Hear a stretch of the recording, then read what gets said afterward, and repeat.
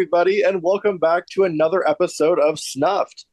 First and foremost, today we are here to talk about the Samoan Islands, but we also have a very special treat where several alumni of Below the Bayou are back to talk all things Prestige Survivor, both in the Samoan Islands, but also the time in Below the Bayou. Jason, how are you feeling so far about this season? I'm talking about Jason A, not Jason S. Jason Production. Correct. Hello. Thanks for having me back. This season's been, so far, the cast has been great. They've been entertaining. There's been some surprises since the last time we spoke about the season. And excited to get into it with the cast of Below the Bayou. Absolutely. Our first guest today was tragically taken out during a double tribal council in Below the Bayou after running, honestly, the pre-merge game on both Dambala and Bakulu. Hey, Reki, how's it going? Oh my God. You glazed me so hard. Thank you so much. Honestly, after seeing this season and also just, recovering from that demerge trauma, I'm doing well in terms of the season. It's been really fun to watch everyone kind of just scramble, move around. I'm already hashtag Team Jason Carmella all the way because that's my king. And I just find it refreshing to see a completely new cast. They're all newbies. They're all new to this. And just in general, it's been very entertaining to watch this season unfold. Maybe not as good as our season, which we'll talk about later. But I'm no shade, y'all. Love you, but no shade. But yeah, it's been really refreshing to see season 5 unfold. And I'm excited to dive into it with y'all. Well, we're so happy to have you. Thank you for joining us. Next up, we have the person who went right after Reki last season, who was ultimately kind of poised to survive had Hayden's gambling idol or vote actually worked. But after being the duo of the season, he's back today to talk all things Prestige Survivor. He is a longtime trusted spectator in both Suitman Survivor and Prestige Survivor. Hey, Jacob. Hi there, gentlemen. Thank you for having me. I'm glad to be here. Actually, fuck you guys. I'm done with this. It's over. I'm done. I'm quitting. Already? Perfect. Already. I'm done. Hey. I'm done. I'm over it. I'm over it. I guess this has been so hard for me. I don't know. I'm ready to be here. I'm glad to be here, gentlemen. Giving me PTSD to your confessionals. Oh yeah, 100%. Hey, this is bringing it back. This is a confessional crash if I've ever seen one, but it's live. I love this. Okay. Thank you for joining us, Jacob. Holy fuck. Next up, we have the fallen angel of the season. Had he made it to the end, chances are he could have had a good shot at winning last season, but he finished in third place and ended up being our player of the season. My pal, hey, Jason S., how's it going? Hello. Thanks for having me. Glad to be here. Fallen angel, I know. I was distraught.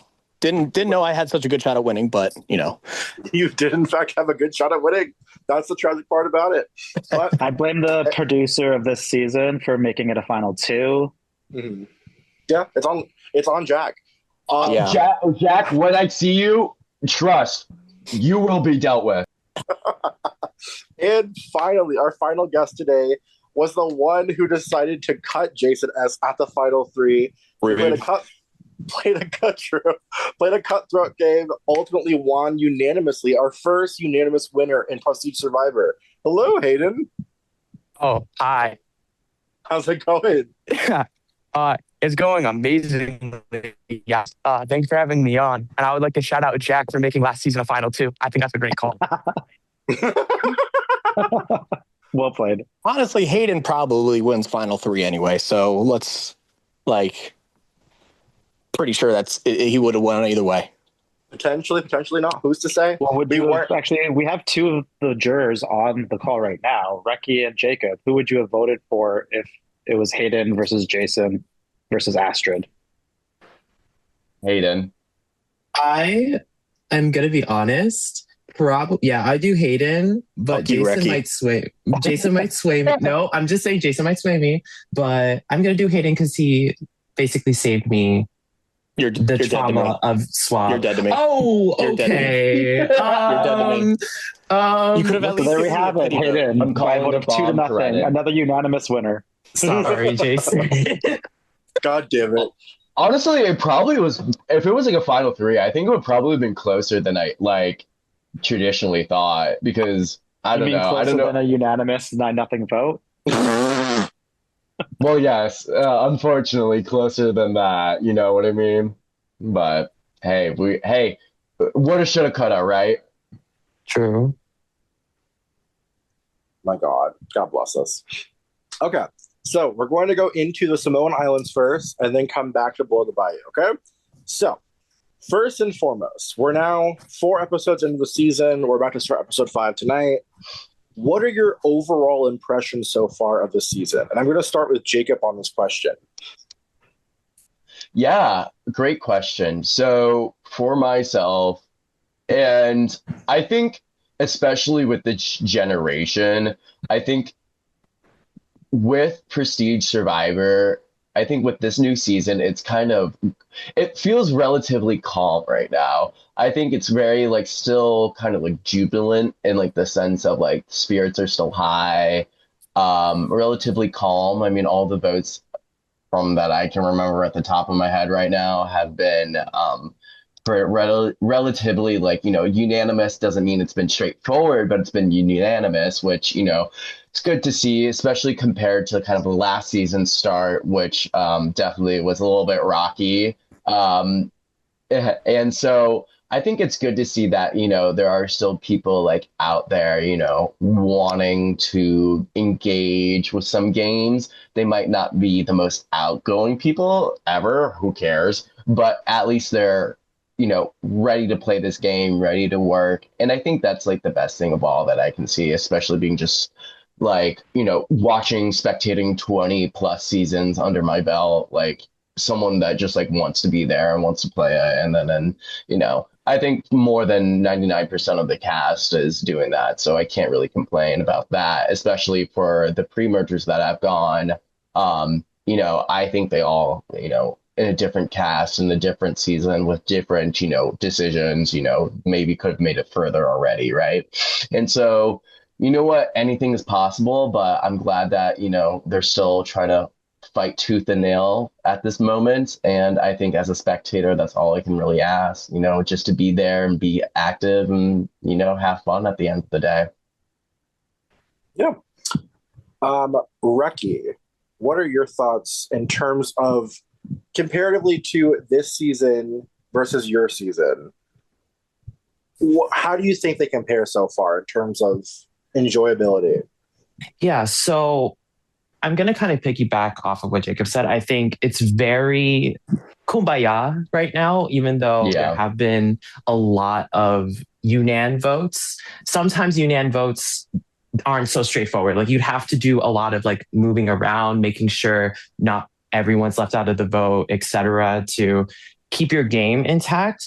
I think for the pre-swap phase, it's been pretty calm, but with all of these advantages that are being discovered, tell me why when I saw the Beware advantage extra vote, I got jump scared, because it reminded me of last season's advantage a little bit with the voodoo idol.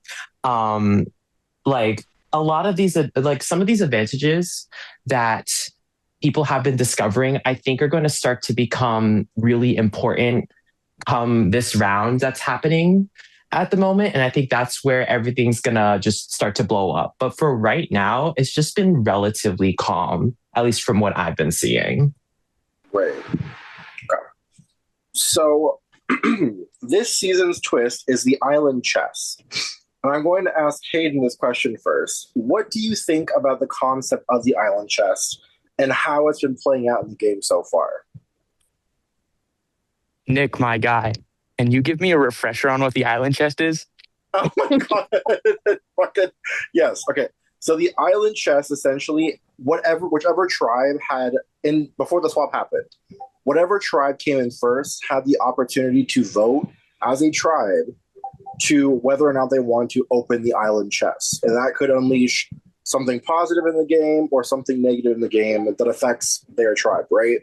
So in this instance, we've seen Dylan get essentially launched to another tribe. We've seen the Tasami tribe originally get tokens that they were able to give to each other, some of which people would win immunity, some of which people will receive an extra vote come merge, and also one where someone, regardless if their tribe won or if their tribe won tribal or immunity, they still had to go to the losing tribe's tribal council. So it's kind of a risk and reward type twist, but that's kind of been the main twist so far this season.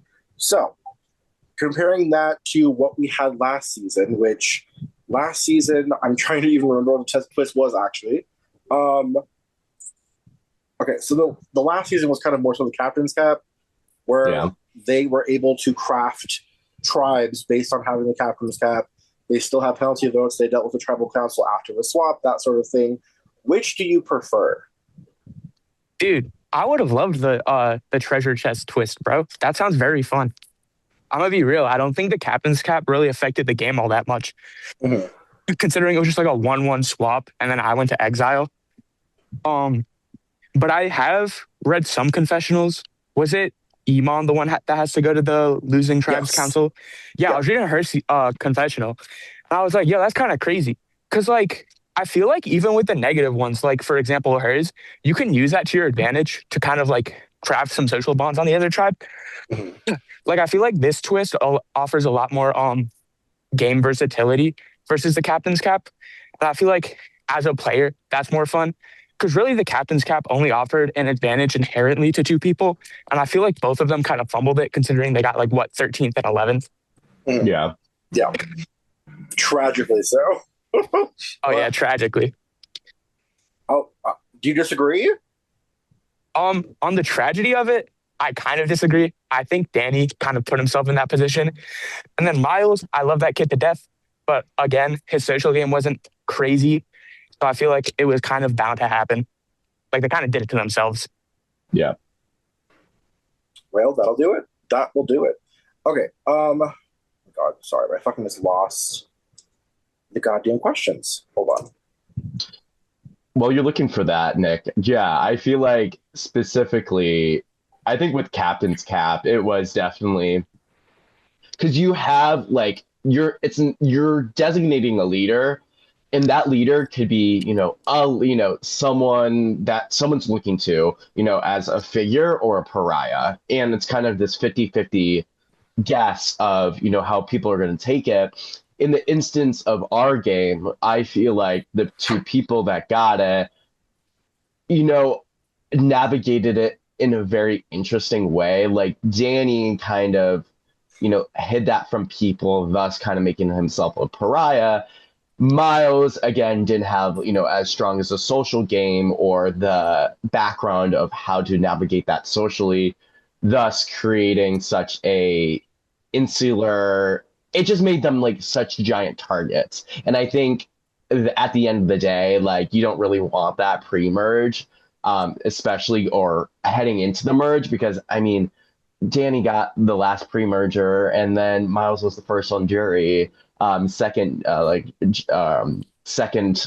post-merger. And so it's like these things that really paint a target compared to Island Chess, which it's Pandora's box. You don't know what you're going to get, which I think is, beneficial, especially when you have this kind of roulette of different changes. Depending on what production has set up, I think that can, makes the game a little bit more flowy compared to, having such a, figurehead-esque, schoolyard pick of a swap. Well, I think if I could just chime in on that really quick with the schoolyard swap or whatever. Yeah. I think I truly believe it would have been a better twist had there been some more parameters to the Captain's Cap, like forcing them to pick the tribes, but also forcing them to go like one from their tribe and then one from the other tribe and having a true swap instead of what it turned out to be. Like I always look forward to swaps in games because I enjoy meeting different people. And instead I only had the same people through the entire pre-merge except one, which was we voted out first, which wasn't really her fault at the end of the day. So if there were different parameters, I do think that the twist for the captain's cap would have been a little better, I guess you could say. And it just depends on the people, of course. Yeah. And it just got in the wrong hands.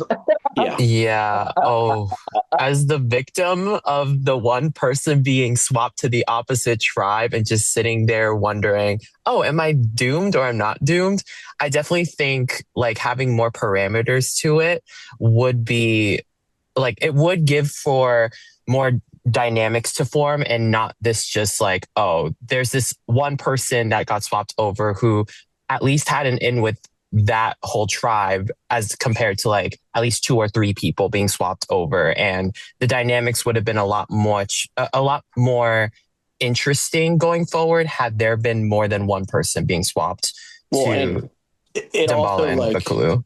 It also like kind of sets up where like you have on both ends, you had Anna, was it Anna, right? Anna was the one who came to our tribe and she got voted out first.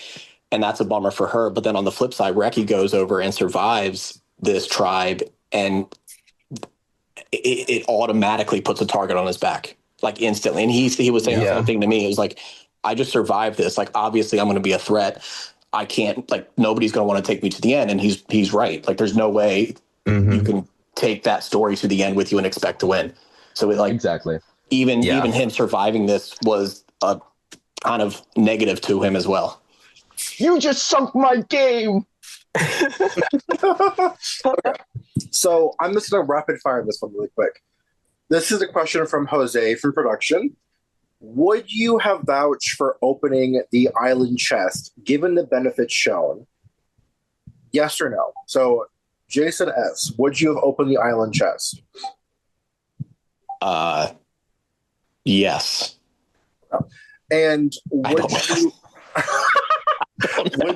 would you have preferred? Okay, so we've seen a 1-6 shot in the dark come out. We've seen extra votes come out. We've seen immunity at the next tribal council you attend. We've also seen knowledge of what the next challenge is going to be. Which of the 4 would you have wanted to get if you were in that position? Extra vote. All right, absolutely. Yeah, I mean, absolutely. I think that's pretty easy because it's a voting advantage, right? Where everything else is it's nice and all, but it's not going to really truly further your game like an extra vote can. Absolutely. Jacob. Yeah, absolutely extra vote. I mean, even in my boot and below the bayou, it was dependent on one singular vote. And I mean, that extra vote can change the entire game. And so without a doubt, I would absolutely love an extra vote. Of course, like, I mean, it's also like, Jacob, we had you said rapid fire. Oh, no, yeah, extra vote. Sorry. Okay. Hayden. You said me? Yeah. Okay. Yo, I'm gonna be real. I don't think, like, at least in my experience in Survivor orgs, I don't think extra votes are actually all that useful unless things line up perfectly. So me personally, I'm taking immunity at the next tribal I go to. It offers you security, and it also offers you the open terrain to kind of make a move happen if you want without real risk of it getting turned around on you, at least immediately. Because like, even if we look at the essentially 2 extra votes that got played at Final 8, Final 7 last season, neither of them worked for the side that played them. Like, I truly think extra votes are not typically extremely useful. True. And that's why he's the winner. I know is that gambling vote would have been pretty useful, but I digress. Reki. Well, I'd say out of the 4, I would lean also towards immunity at tribal council. I guess it also just depends on like the style of game you play. And for me, with the style of game I play, I think having that would be a much more useful thing to gain from the chest rather than an extra vote, at least on my end. Of the cast, this is why we play this game. Not everybody thinks the same. Of the cast so far of the Samoan Islands, who has impressed you the most and who has impressed you the least? I want each of you to give me one name for both. You can only pick one. So, Jacob, who's impressed you the most? Dylan. And the least? Sabrina. Okay. Jason S. Benji, because I know him. And sure, Sabrina. Sounds good. Hey, So impressed me the most, Benji, because like look at the stress rankings, bro. Sure. But he's gonna get burnt for that, like beginning of merge. I'm calling that. And then impressed me the least, Caleb. He shouldn't be in the game. I strongly believe that. oh, because you know Caleb personally, don't you? Yeah, dude. Yeah. Okay, my opinion on Caleb this season, he's pretty inactive, and Claire got robbed. Okay. G? I love you, Hayden. You're great, bro. Speak your truth. And finally, Becky. Okay, for me, I definitely say Dylan as well, because that man has a lot of people liking him. And I would also say, as well as Hayden, Caleb definitely is the least impressive to me in this game as of right now. So, yeah. Okay. All right, moving into the early boots. First and foremost, we saw Chili becoming the first boot. That tribal, we initially saw, I think they were targeting initially Caleb, actually. And in the 11th hour, they flipped it onto Chili. Were you upset to see Chili leave so early? Would you have preferred to see Caleb leave instead? I'm going to guess that Hayden might have said yes at that answer, but am I correct or incorrect in thinking that? Yeah, you're correct in that. I feel like Billy even had he wasn't crazy good, but he even had in his game more I could have seen him doing better if he lasted. Whereas Caleb, low key, I just see him as an extra vote for Benji until one of them gets burned. That's about it. Yeah. I think so. I think Chili probably would have been more active in general. He just kind of played too messy early on, and that was his downfall. But it is what it is. I mean, it's pretty impressive out of nowhere that Caleb did end up getting saved there. Oh, yeah. He pulled that out of his...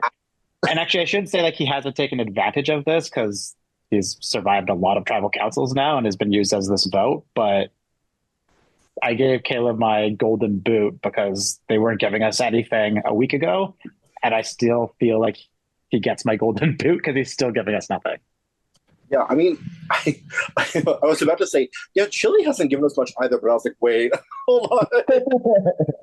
but yeah, no, I think it's fine to be around and play low, but ultimately, when you already almost went home in the first episode, and then you're kind of just being strung along as a vote, in a swap scenario, you're not going to be prioritized. So that last hour of that first tribal council was the most active I'd seen Caleb all game. Right. He put his whole heart and soul into that last hour, and then his soul died after that, I think, because there hasn't been a lot of movement since that. So I'm curious to see if he can come back from it, if he even survives today. Who knows? Who's to say? But I think that Chili going first was kind of a loss. I think honestly, every boot so far has brought something. But Reki... Episode 2, we saw Tasami go tribal council. It really should have been an easy Amon boot. Amon was easily the least active, wasn't chatting a lot with people, and yet it quickly turned into an AJ blindside. Where do you think that AJ misread the tribe or went wrong socially? Oh boy. Yeah. So as far as I know from reading some of the confessionals, I had a feeling when Tasami touched tribal council that it was going to be a mess. These dynamics were everywhere and there were people not liking other people. I don't remember if I'm right on this person being the one that was not so big on AJ, but was it July that wasn't so big on AJ? Or I think I remember July or someone else that said they weren't too big on AJ. It was July. Yeah, July, yes. And I think July was a big part of the reason why, because as far as I know, there were people that were big on her over there. So I think part of it was that. And the other part of it was just the fact that there's so much dynamics everywhere that it was really hard for people on Tasami to keep track of what was going on. And given that July wasn't too big with AJ and that at least to other people, AJ was someone that they shouldn't really trust. That it just ended up being put on him as the vote during that. Yeah, AJ and Amon really did not have anything going on this tribe. And like, it almost gives Patrick, I got to give him some flowers here because like at the bottom of the trust rankings on episode 1, turn that around completely, where AJ and Amon just fell flat. It was a choice. I think that neither one, however, I still don't think that Iman has really had movement since then either. It's been very Jasami's won since then, so not the end of the world, but it's not great either. Not a great look. But anyway, Jacob, and you know this person. The episode 3, one of the biggest shocks early on was seeing Julian go home with an idol in their pocket. Since you played with Julian before, were you surprised to see that happen? And what were your thoughts on Julian leaving the server after being voted out?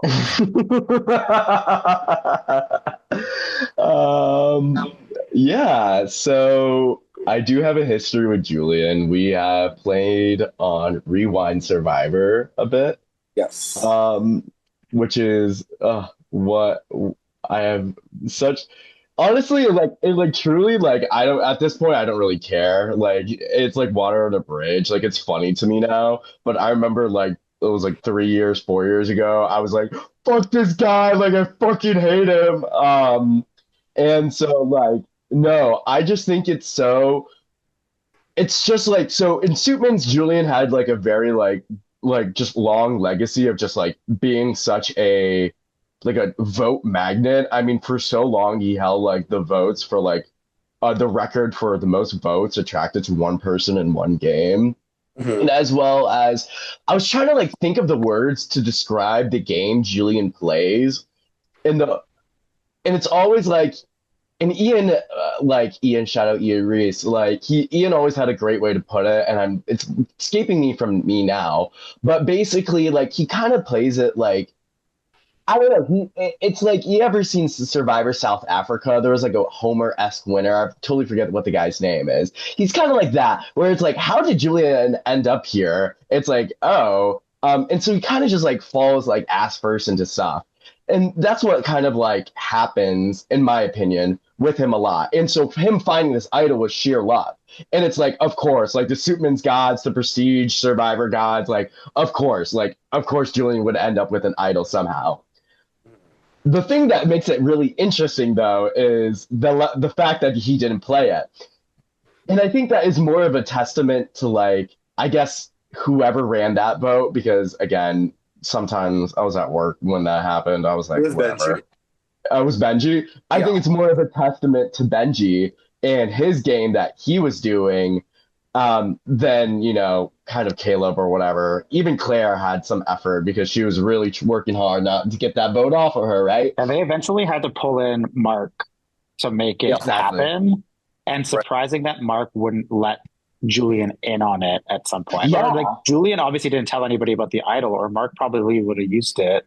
Oh, 100%. Protect him. So like he didn't have his close enough allies that he would even share this information with. So that's a testament to his game so far, or their game. Exactly.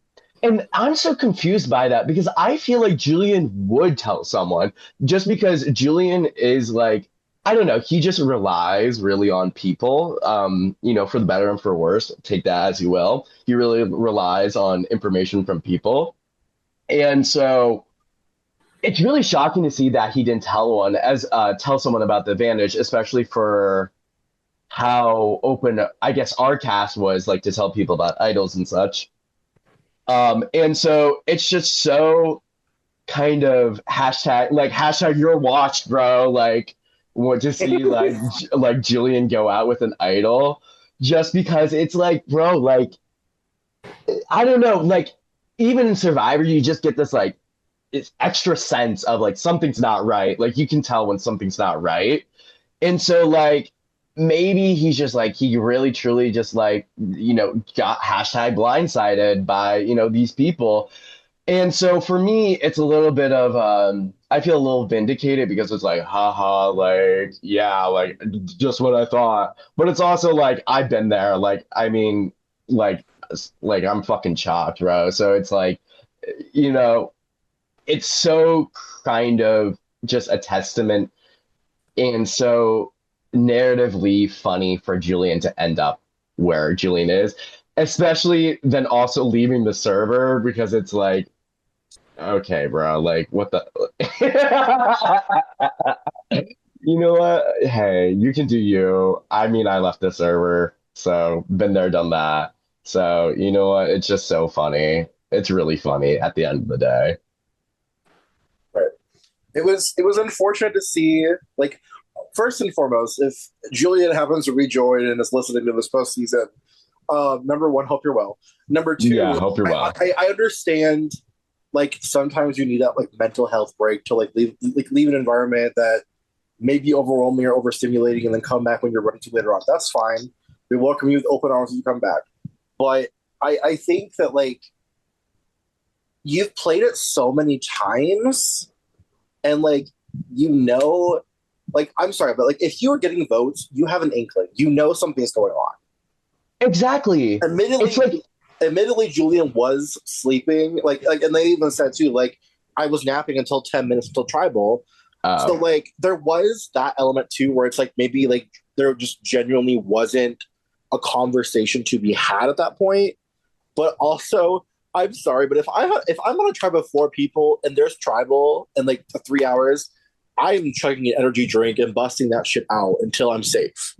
Like, I don't know how people sleep during a Survivor org. Like, seriously, I felt like a Deloitte employee. I got like 2 hours of sleep.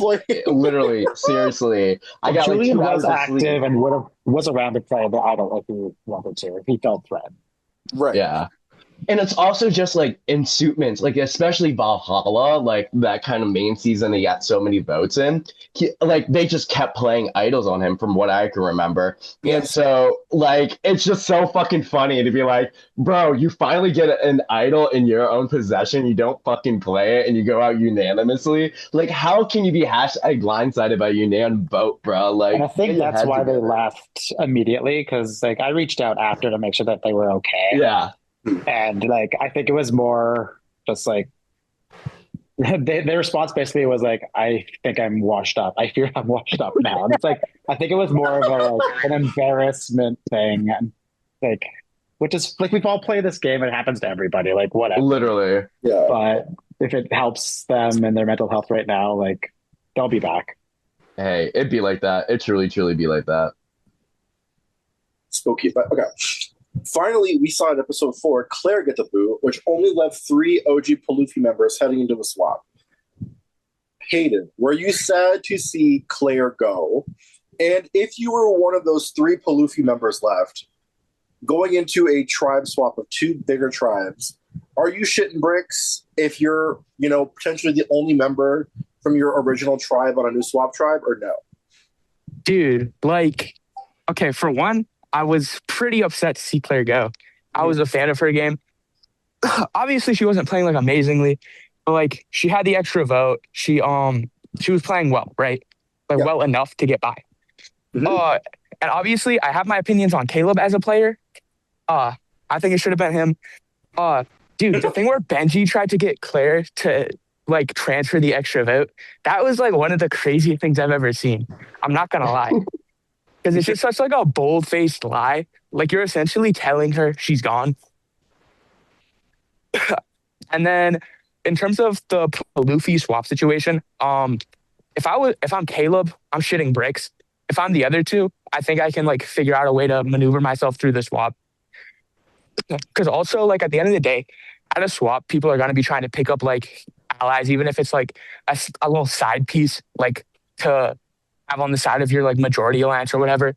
Like if I'm Benji or I'm Mark, I'm chilling. If I'm Caleb, I'm like getting ready to leave, if I'm being real. Yeah. Okay.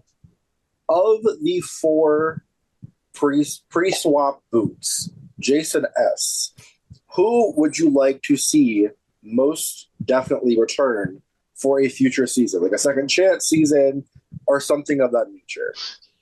I mean, I said he's my favorite player earlier already, so I'd have to probably go with Benji. I just like the way, I can't say I like the way he plays because it's kind of chaotic. It's fun for us as a spec. As a player, I'd be a little scared, but I enjoy watching him play the game. So I'd love to see him come back for a second chance type of season. He's still in. Oh, I'm sorry. I thought we were talking about in general. My bad. The first 4 boots. So you have Claire.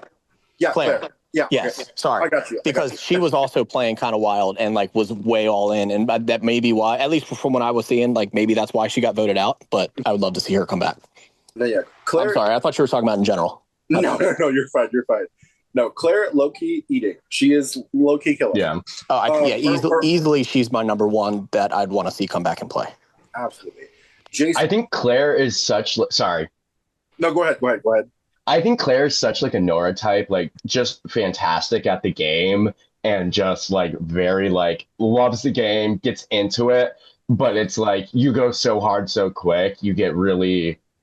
Some people just like it's like you catch fire and then you burn out, and then people are gonna kind of stamp out those like embers that you have, and that's kind of just like what happens. But it doesn't make them any less. What's up? I was just, it's such a fine line to walk. Like you can't be exactly. It's just such a, like if you go too hard, it's way too noticeable. But then if you don't go hard enough, you're like, you're a nobody. Exactly. Production, Jason. From a production standpoint, of the 4, who do you think is most deserving of a second chance? Claire. Like, I don't even, no offense to the other 3, but Claire out of the 4 would come back. Like Claire gave us entertainment. They also handled the vote out like a champ, just like no animosity, put everything into the game, and just kind of, I don't even know. Like I feel like they got voted out because they were obviously clocked as a threat, but obviously just was not somebody that I think like Benji could easily manipulate long term. So I think that benefits Caleb, where Benji thinks that they have can impact them more. But I just feel like Claire was just entertaining and fun to watch. Yeah. And deserved a second chance for sure. Absolutely. What about you? I would say Claire. I would also say Chili, though, honestly. I think okay. My thing is I didn't think we saw that much of Chili. That's true. If I were to say anyone other than Claire, it actually wouldn't even be Chili. I revoke that statement. It would actually be AJ. Because I think had AJ chilled the fuck not crashed out. I think that AJ probably honestly would have made it decently to the merge, if not further. But AJ just really decided that morning to choose violence, and love that for him. From an entertainment standpoint, it was fun to watch, but obviously it got him 17th place on an 18-person season. So we're not living that. But ultimately, I would say Claire or AJ for sure. But production, Jason, would you like to lead the tri-dynamics portion? Yeah, sure. Okay. Well, we didn't see Lalofi reach tribal council as they were the strongest physically, but they obviously had a lot of tension that we never really got to see come out at tribal council. We saw some tension between Jason Carmelo and Dalen, Jason Carmelo and Luke. Jacob, whose side were you leaning toward in those conflicts? Between Jason Carmelo, Team Jason Carmelo or Team Dalen and Luke? So I think for myself, so I've known Jason Carmelo. Loki's been on the server for 3 years and he just hasn't played. And I'm also mute with him on Twitter. So I got to be yeah, Jason Carmelo. But I kind of like Luke just because and this is all just preference, just who I like better, not necessarily the game, but it's just I think Luke is just a good kid at the end of the day. And so, it'd be funny to see how he does, but I think I'm just Jason Carmelo just because I'm yeah, I know the guy. Well, not a great, almost feels from my perspective that Jason Carmelo is just being targeted for just being charismatic. Exactly. I don't see him doing anything wrong. They're all just I don't trust him, but because I think he's too good is almost the kind of vibe I'm getting. Yeah. And Like, what has sometimes Jason that's how Carmelo it is. actually done to have this conflict with these people? I don't know. Unless I'm missing it. Have you guys seen something that I'm missing? I just genuinely think that I just think that he's honestly on another level. Like, in terms of the way he approaches the game, he's very confident, he's very sure in what he's doing and saying, and like is very intentional in the way he approaches conversations. Whereas like I don't know that Luke has the experience to play that same way in words because he's younger. That's the only difference. So he's younger. I still enjoy Luke. I think Dalen's still entertaining. The spectators obviously aren't getting to see Dalen much at all, aside from like in the Lions chats. So like they're not getting really to see his perspective entirely like we are. Because like, well, and to give you guys all a little bit of a peek behind the curtain on Dalen's confessionals is like it's really, from what I'm seeing, it's almost like, oh, Jason Carmelo and Dylan are close. So if I take Jason Carmelo out, then I get Dylan to myself. Oh yeah, it's like that's kind of the whole point of his distaste of Jason Carmelo. And honestly, that's like, I mean, is that like? I feel like that's pretty true, no? It's valid. I feel like we've all thought this is about somebody at some point. Mm-hmm. It is true. I mean, Jason had to step out for a second. Jason S did, but in John Viber, I was trying to take out Jason S and did. Yeah. So, and I do it again. But yeah, I think I don't fault Dalen or for feeling that way, obviously, too, because it's like, but also, why would you not join forces with Jason Carmelo? Because ultimately, you had this opportunity in this swap to like get close to him and then at merge, potentially link back up with Dylan. But I'm sorry, out of the three of them, Dylan is clearly playing the best game. And like it has everyone up in his finger. Why would you not? Which is a great segue. Yeah. But like, why would you not recruit that person as a number, therefore, to fucking make it to where you can make a move on Dylan at a certain point later in the game? Like, don't go for each other. Go for the other person that's going to actually beat your asses in the end. It's just dumb. But anyway. Get rid of the numbers. There's always numbers that people don't get rid of. Correct. And Dylan, speaking of, has like gets this like twist with the island chest and gets put into Tasami by himself, but somehow seems to be again in a strong position. So incredible social game. Reki, why do you think Dylan has managed to land so well despite this shakeup? I think given where he was at in the it was Tasami, right? Just to clarify, just to repeat and reiterate that he was at from Lofi to Tasami. Okay. Yeah. So as you mentioned earlier, Tasami's dynamics were all over the place. And him going into a tribe with multiple different dynamics going on, it was pretty advantageous to him, I think, because he would be able to kind of fit the mold of being able to go into many different like groups and kind of work one-on-one with other people. And plus he's kind of reflecting or mirroring what he was doing on the Lofi, basically. And I think because he's been really good with his social game, everyone likes him. It's just basically everyone really likes him despite him being an outsider clearly to the group. And he made it to swap with those dynamics. So I think in general with where he's at, social game is important. And if you really are making a good impression to other people, it doesn't matter where you're at. Even if he was like the one person that got launched from his OG tribe, people still liked him, him basically. And for him to go from like being the only one there to being someone that at least many people like it's pretty impressive. And I think it's going to reap a lot of fruits of that labor later on for him. I think it's like Hayden. Sorry. Hayden, do you think if he was swapped to Palufi, would he be in the same situation? Or do you think, because like Reki kind of had a good point, he kind of got into a perfect storm where the tribe was a little divided. Palufi wasn't as divided. Do you think he would have found himself in a similar situation with great social game or kind of screwed? I think someone just said my name about, I think they were talking about last season. It does remind me of me going to X Island and swapping last season. I don't even think it's necessarily a testament to social game. I think it's a testament to the fact that like Survivor players are inherently like paranoid. So when a new person comes in, everyone's like, oh, I want to align with that person because that's the only person I can essentially guarantee doesn't have any crazy strong ties to my tribe. So everyone's like, oh, I want that as an ally. So I think in Dylan's case, no matter where he went, it was going to be, hey, as long as he plays a decent social game, he's fine. Yeah.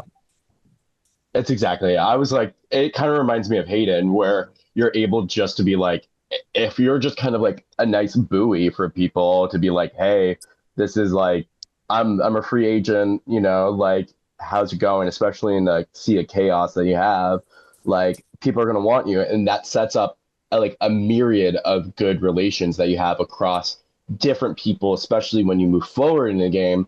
It's not that you're starting at square one, but you have something to go off and be like, hey, like, let's reconnect. And then you have these multiple routes, kind of like what Hayden did. And maybe that's not to jinx the man, but, hey, that could be, very good for his long game. Good point. Good point. Jacob, as we head into the swap phase, who do you think is currently in the most danger on the new tribe? I mean, I think we're seeing this with like both of them, or I'm sorry, like both the tribes. Yeah.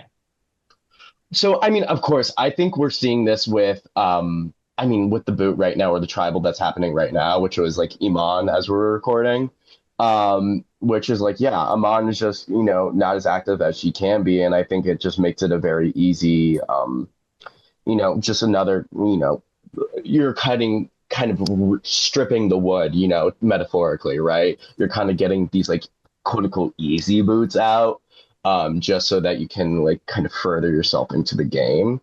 I think that one is pretty, on the table. And I think same thing with Sabrina, like you're kind of not really connecting with these people that well, especially if you're not going to be there at that.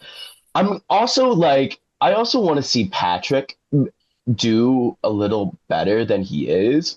I don't know. I mean, Jason, you can speak to Patrick's character because you're just like closer to him. But yeah, I wish like Patrick is a little bit more insulated. But that's just like what I want to see. Not necessarily that he's on the bottom, but I just wish he was playing a little bit better socially, or had people ranked him a little bit higher.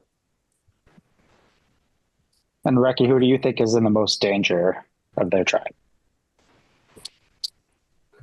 Hold on, which tribe are we talking about specifically right now? Sorry. Like both. Both tribes. Both tribes? Okay. Yeah, I think kind of reiterating what we talked about earlier, I'm kind of between Iman and Caleb for Lalofi. And then for Tasami, low-key, who's on Tasami? Let me just remember. Okay. Yeah, I'm kind of also looking at Patrick or Sabrina on Tasami.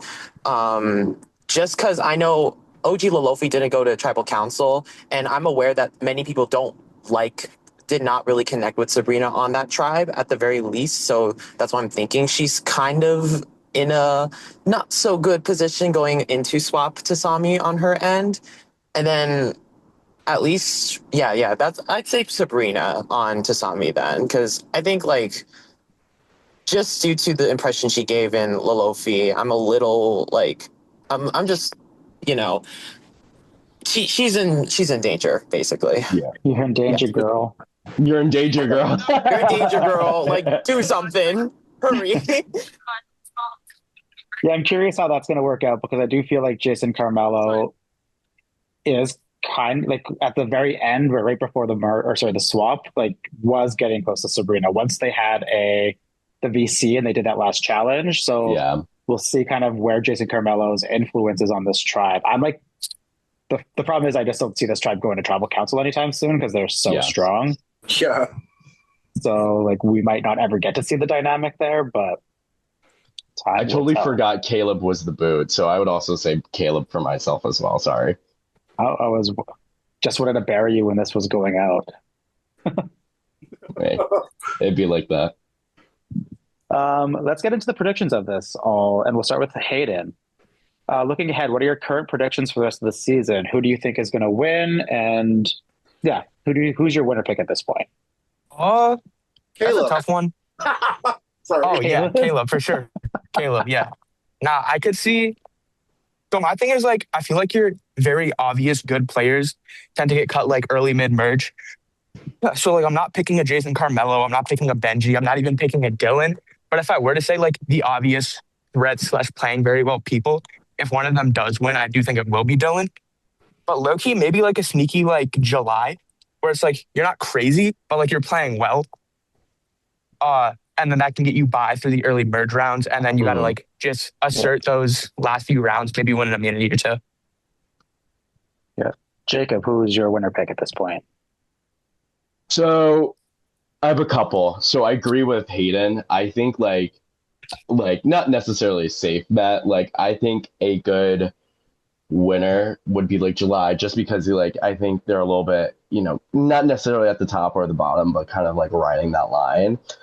Though I think in the last couple of seasons, thankfully, with Prestige, I think we've just seen these like not necessarily OTT, but like crowd favorites of winners that are just play such dominant games that like the people spectated can just see and watch the story, and like you can watch very passively and like see the story, and it's amazing. Even with Hayden, like such like quote unquote comparatively the underdog, even though at the beginning of merge we all knew that he was going to win. That like basically you have that with Dylan, where it's like you just want this guy to win so bad. I don't know if he does, but it would be freaking amazing to see like Dylan win, because it's like, oh bro, you're so like you're just like a superstar, right? That's like the crowd favorite, I would say. Jacob, be brief. Challenge impossible. Challenge impossible, right? Hey, baby, we're filming a podcast. What? Do you want me to be like, yeah, Jason, or like Dylan? Very, very, very in-depth analysis, and we love that. Reki, who is your winner pick at this point? Yeah, I really want to say Dylan or Benji, but like looking at the way previous seasons have went, and especially our season, front runners may deal with some struggles in the early merge. Yeah, it happens to them. I would love to say Dylan too, but like Jacob and Hayden, I do see July potentially being a dark horse this season. I don't know. She might be able to pull something out of her hat and merge and, take the game and wrap it around her finger, I think. So I'd say July as well. And Nick?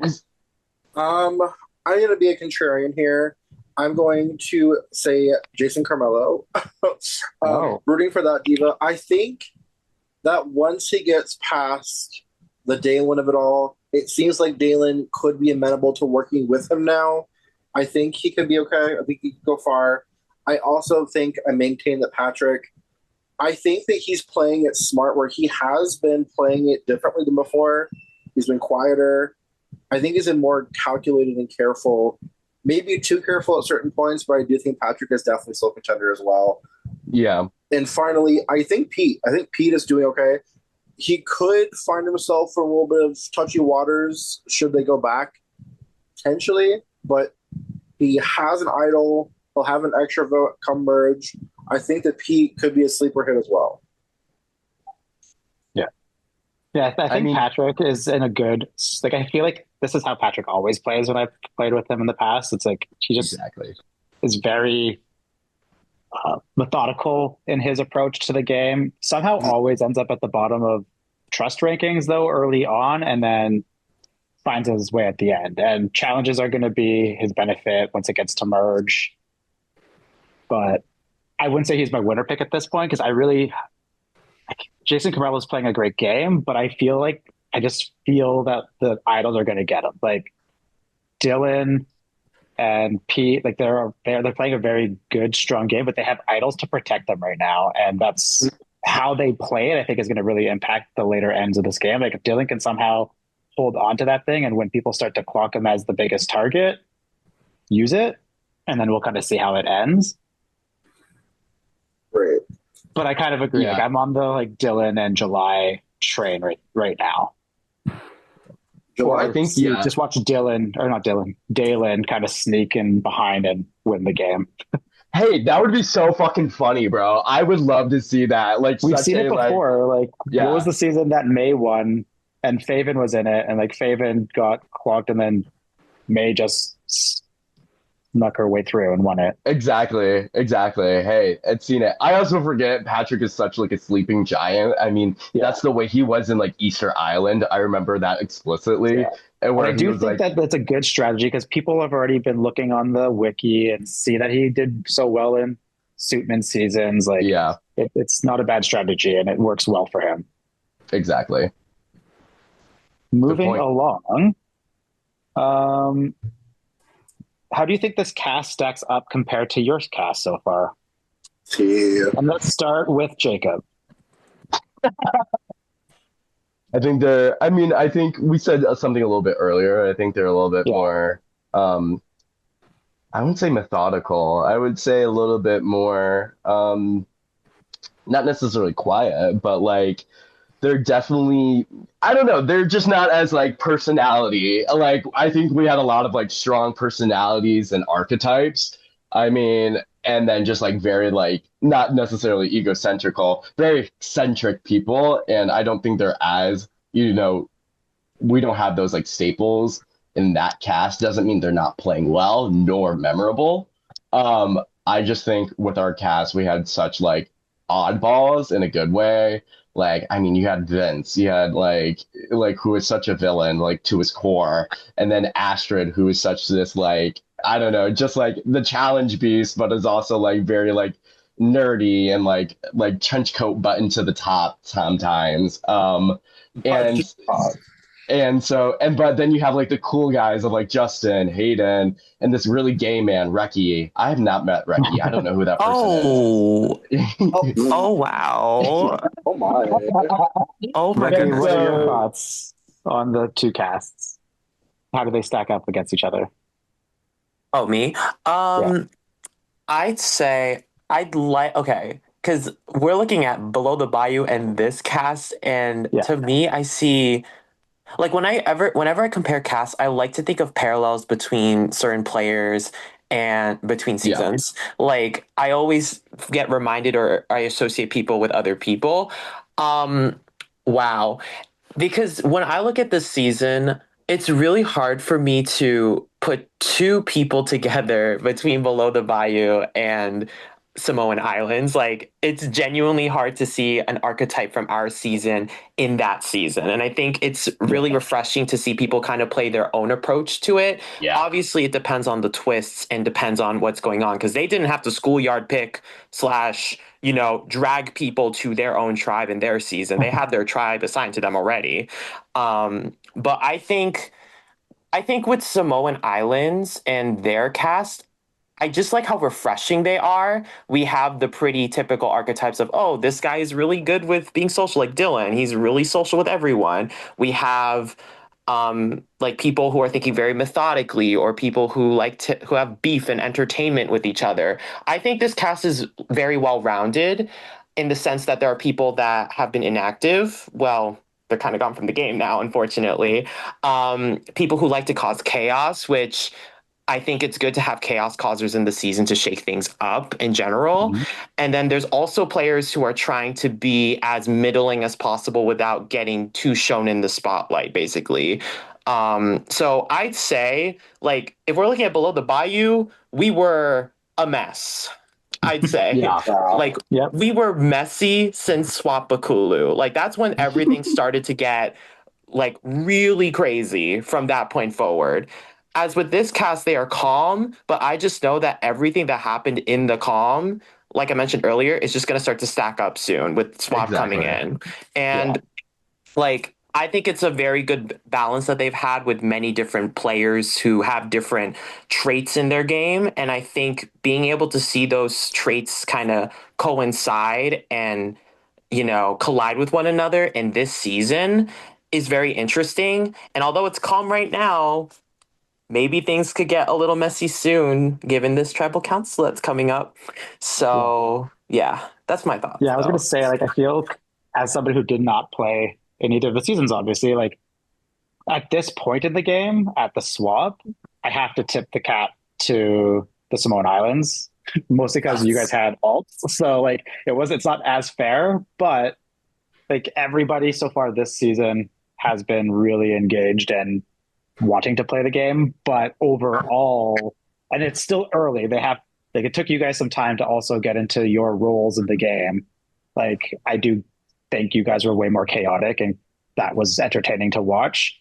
But we need to give this cast some time to cook. Exactly. Like, you're right. I think Reki is absolutely right with the whole, like a lot of them are playing the middle, and playing the middle is such a hard game to play throughout the entire season. So I'm sure we're going to see some crash outs and big moves are going to have to be made to separate themselves. So yeah.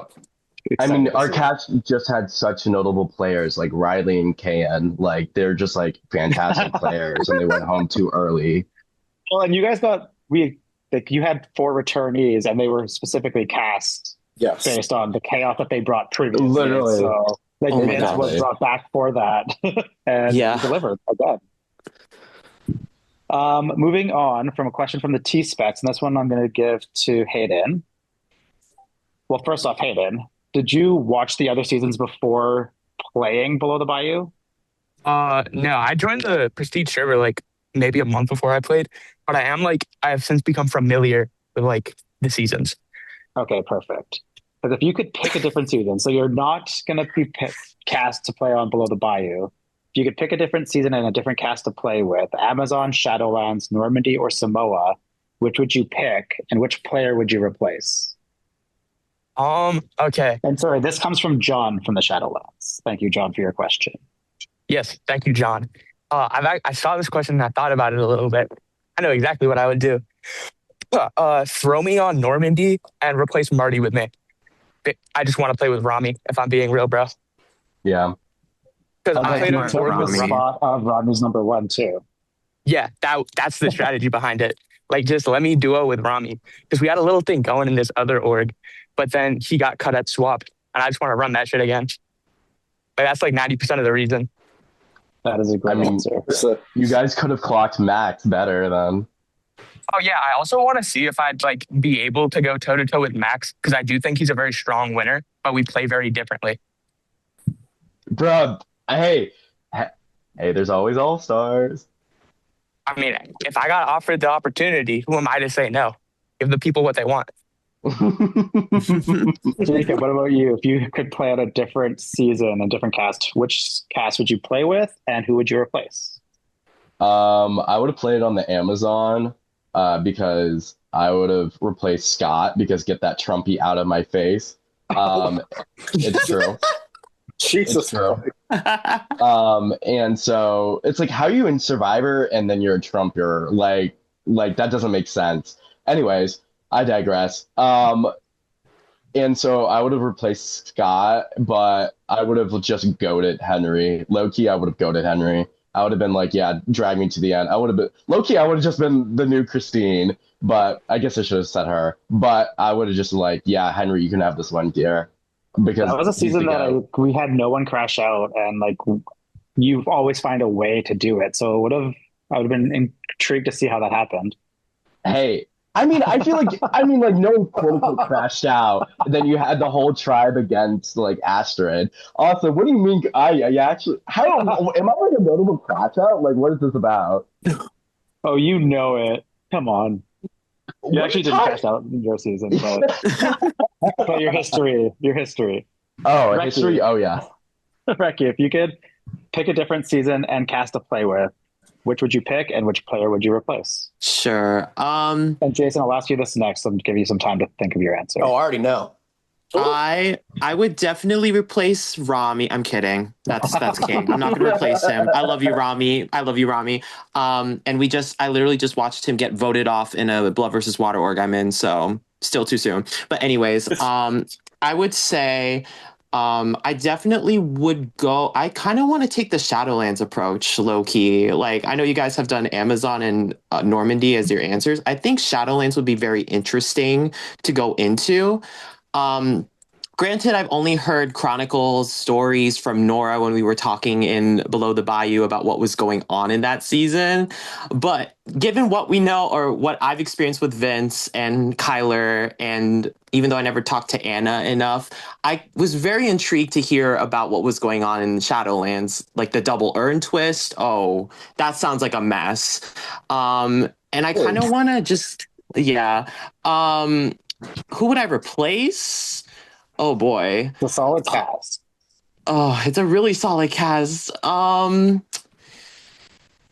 am aware of, oh wait, Mr. Alt Guy himself, Mr. Riley and Kane himself, because it would be much better if I was in there rather than the Alt Guy. And knowing how I play after after season 4, there would be a lot more chaos in there. So replacing Alt King. Let's do the season over again. Right, with me in it. Yeah. But yeah, I would say Jason, what cast would you play with, and who would you replace? I am going to kind of follow suit a little bit. I think it was Jacob that was saying this, but I would play Amazon because Henry is just my guy, and I want to play with him so bad. Fucking knew you. Yeah, that's my homie. I also loved him, and I think Fifi did not play that. Has Fifi played here? I thought she did. Fifi played season 2 of the Shadowlands. Okay, I wasn't sure if she was on Amazon or I thought I saw her play. And so Tim's also my homie. Would have loved to play with those two. I would have replaced Blissey because I'm not going to get too personal with it. Just not a fan. So I would have hated. Like she's on my do not play list. So replace her because I love how in all the outcomes of the Amazon, Henry just still wins regardless. Exactly. No, I'm beating Henry. oh my gosh, I'm beating Henry. Also, Dell, shout out to Dell, like, truly, like, also, Dell and Max, like, they are really, like, they really go toe-to-toe with Henry and just, like, charisma. Prestige, if we know anything about the Prestige universe right now, is we're going to get a top-tier winner. So the pressure is on for this season to give us and deliver us another grade A winner. That is going to conclude our conversation on the Samoan Islands. And I know we've already been digging into the Below the Bayou a lot, but we're going to dig deeper into that. And I'm going to pass the mic to Nick. Okay. So, first and foremost, going into the season, I'm going to start with Jason S. on this question. What was your overall strategy? I know that I had been hounding you for probably over a year or close to it to apply for Prestige. The timing never worked out. We finally got you. What was your strategy going into this season? Yeah, and just to touch on that, what you just said, Nick had from season 1, and actually once I saw the season 1 cast reveal, I was really mad at myself for not playing because, again, what I just said, like I've always wanted to play with Henry and Tim and whatnot. So I was kind of bummed.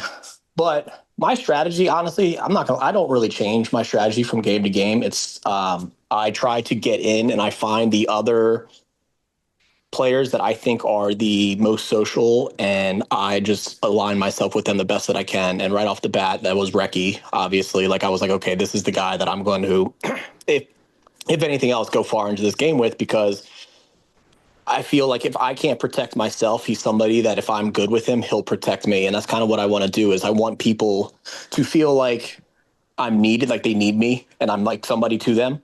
And then if I can't protect myself, they'll usually protect me as well. I kind of tried to do that with Nora, but I don't think I really succeeded as much as I did with Reki, maybe. I mean, you saw my confessionals. That's my strategy. I came in thinking I was going to be a first boot. Like I thought I had no connection with anybody. I was this was one of the games that early on I was like, I'm not feeling like, am I done? I know we kind of talked about it with the Samoan Islands. You guys were talking about somebody like, am I washed? Am I done? Like, am I just don't have it anymore? Because I just wasn't making a connection with anybody besides Vince and Reki. And I did not trust that Vince could truly protect me, but thankfully I knew Reki probably could. So that's usually my strategy in every game, and that was my strategy going into Below the Bayou. Yeah, I mean, no shade to Vince, but Vince can't even protect, like, aside from him having luck finding idols, Vince cannot protect himself because he cannot stop his mouth. Well, that's exact. No, he was a great ally to me. Like I loved playing with Vince, but he couldn't protect me because he was just rubbing everybody the wrong way. So like nobody's gonna really listen to him if he kind of goes out on a limb for me. But he was also a great ally to have in the game. I knew he wasn't going to vote for me, so I was happy to be with him. Right, Jacob, you hadn't played in this server in almost, I think, 3 years at that point, maybe 4 even. Yeah, I played in 2021 and that was 2025. Yeah. So it was 4 years actually. So coming back into the space now, rebranded as Prestige, how was your strategy different from when you initially played 4 years ago? Obviously, you had a full-ass college degree in between that timeline, obviously. So kind of how did you shift your strategy or your plan coming in? Were you nervous at all? Did you feel like you had expectations to meet or exceed? How did you feel? Yeah, great question. I think this definitely underlines my entire game that I kind of played, and especially was a big thing just mentally throughout the entire time. So for myself, yeah, I played in 2021 on a Guadalupe, depending on who says it. And I was 18 then, and then the next time I played, I was 22. So I just especially my frontal cortex just started to I don't know, differ, and especially college, just being around a certain type of people, it just made me, I feel in my own opinion, a different person. Hey, maybe you guys say something different. But I don't know. I was and even before that, I didn't play for maybe 2 years because the last one I played Skullviver. And that didn't end up well. So I was really nervous just because for some reason, I always ended up just having just major blowouts on my vote offs. And so I was just really nervous. And I think for myself, my original time that I played in Guadalupe, or Guad, I will say, I was I need to win. I need to control everything. And so coming in, I was you know what? I really don't know what this game has in front of me. I need to go just by the whims of whatever takes me and just flow with the boat of that, just because I'm such in my own opinion, I need to have regimen. I need to have schedule. I need to have structure.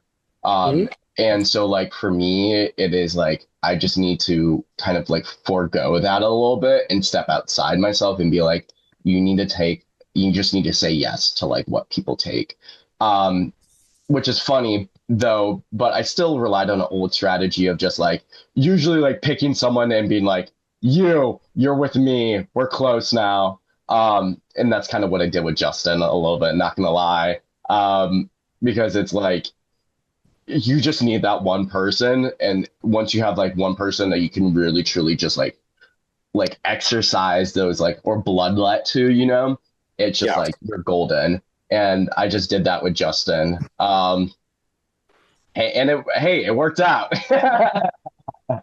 Same thing with Reki and Hayden. I mean, they came further down the road. And we'll get more into that. Yeah. Hayden, you had, I know when we were casting this season, you were kind of coming off the heels of CBB All-Stars. You went relatively early in. Actually, if I think you were first boot, my bad. I was first boot, bro. That's my fault. That's my bad. That was actually untacked on me. That was intentional shade. I'm looking at my notes. And hey, anyway, to this day, that was a bad move on y'all's part. It was. It's fine.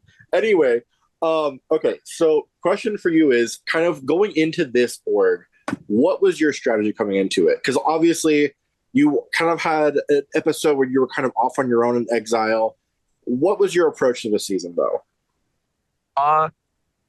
Personally, as a player, I don't tend to run a specific strategy because I feel like putting yourself in a box, it just limits your gameplay. Yeah. So my general strategy is just do whatever it takes to advance your game and keep your options as open as possible, which obviously we saw come into play with me intentionally throwing immunity to stay in exile so I could hop onto a tribe and play at their dynamics. Free swap, I had my alliance with Reki and Nora because I knew they were big players. But then I also kind of had a duo sort of thing going on with Kyler where we were kind of plotting on Vince and plotting on Nora. It was just keep your options open, and then once you observe all of your options, pick whichever one is the best to advance your game. And I feel like I ran that strategy very well. I also played very fluidly because, like, obviously I was not the best confessionalist. I don't think I had any fans in the audience. But like, I remember early on, like my first confessional of the season was me saying I don't like Jacob. And then I very closely worked with Jacob once I got to know the guy. Like, I think it's very much just play fluidly and do what it takes to advance your game. Yeah, absolutely. So, speaking of which, not liking Jacob is hilarious.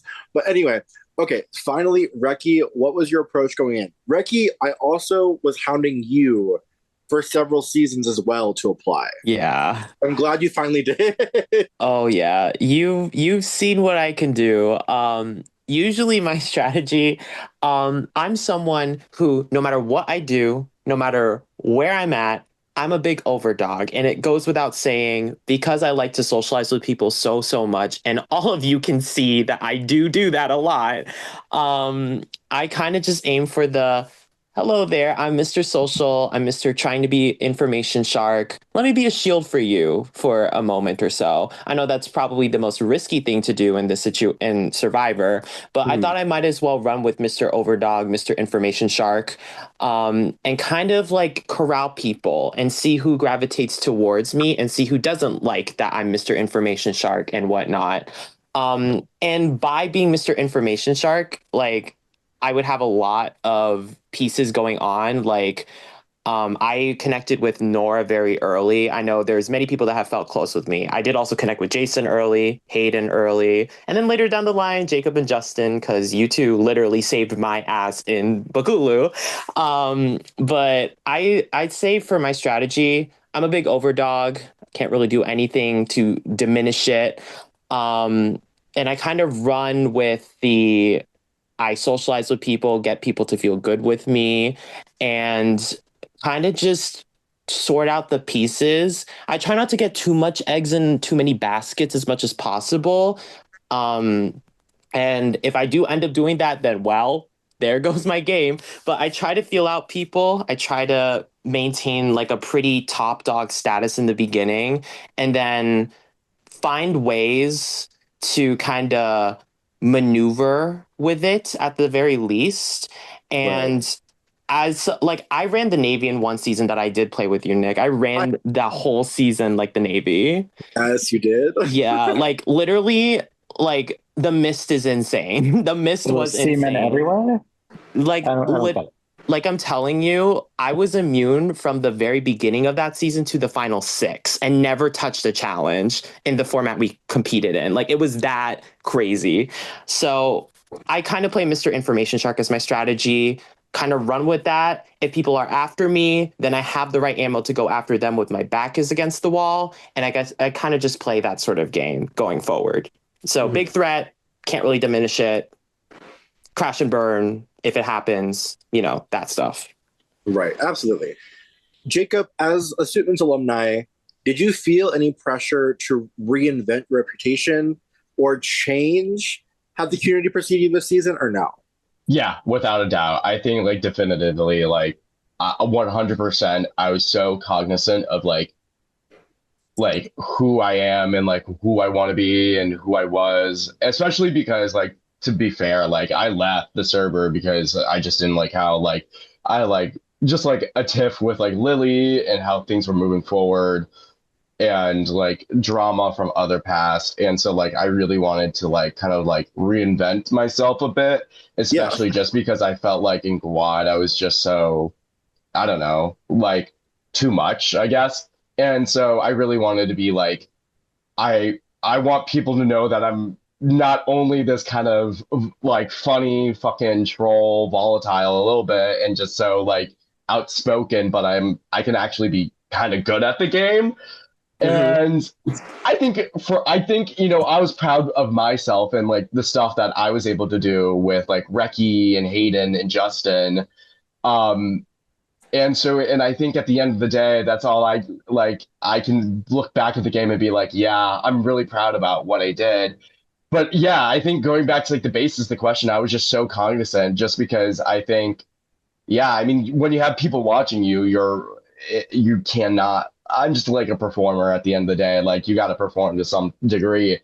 And so I really just like, I just want to be like, I want to try my best. And that's where I want to go. I'd be like, no matter what I do and where I get, like, I know, like, it's not that deep. Like, this is a fake game that we play. And so, but I did want to, like, at least impress one person and feel proud of myself.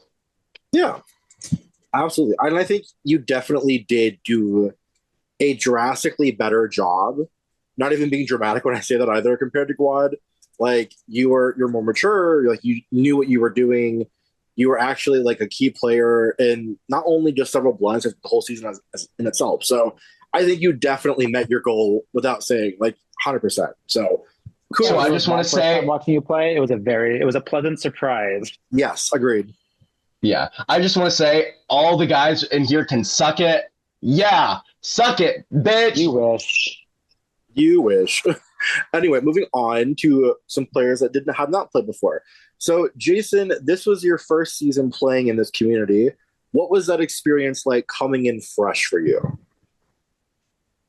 Well, it was tough because I've heard all of the lore, I guess you could say, of Suitman and like how much this org has been through over the years and how many people have played. And I didn't realize how many people that were on this cast were returning players from Suitman, right? Like I think I joined Prestige right before season 1. Like I was never in the Suitman server or anything. So I had very little background knowledge. So I was a little intimidated at first. Like, am I going to be able to live? Like, I feel like I'm a pretty good player in these orgs. Like, I do pretty well, but I felt like it's almost like it almost felt like this was like the big leagues in a sense. Does that make sense? Like, it felt like this was a tier up of Survivor orgs. It's at least how I felt. And so it was like, okay, like I know I've held my own and done pretty well in these other orgs that I've played, but here's like a real challenge. Here's like a step up kind of challenge, and how am I going to do?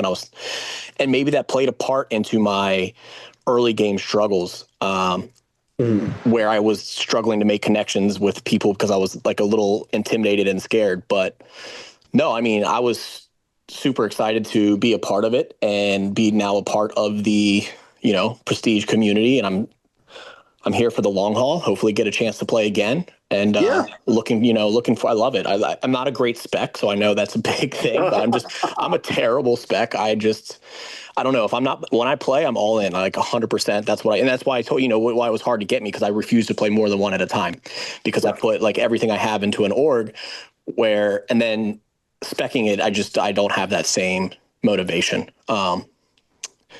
But yeah, no, I mean, it's been a great time in the community so far. I try to check in every once in a while, and I think you guys run a very, very well ran machine here.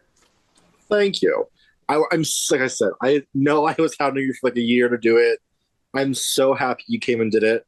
I really hope that when All Stars comes around, we get both you and Henry on together, because I think that'd be a bloodbath, and I would love to watch it. Having played with both of you now. Would you do it if Blissey was on it?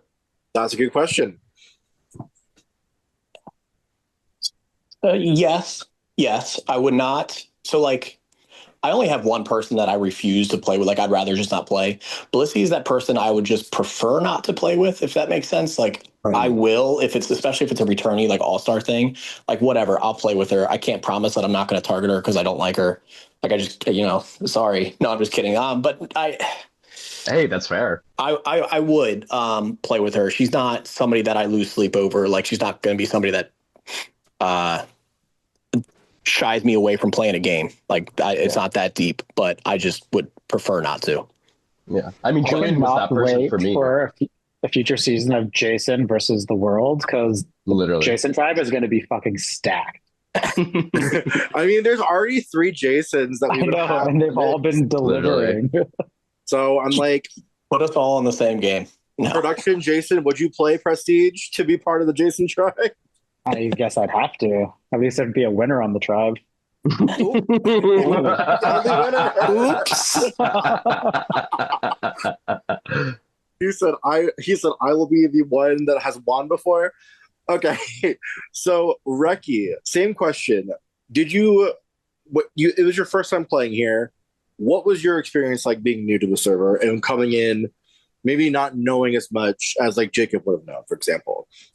Yeah, so I kind of like I entered Prestige originally before it became Prestige as Suitman's because Faven was playing and I wanted to see what was going on with her. That's Queen. I kind of had like imposter syndrome a little bit because like I don't usually play Survivor formats that much. When someone asks me to play an org, I would do it. Just give me a bit to do it. And I saw Prestige and I was like, you know what? Why don't I give it a shot? Because I've seen some of my friends play it previously. Literally, Rami played the season right before the one I played. And I was like, you know what? Why not?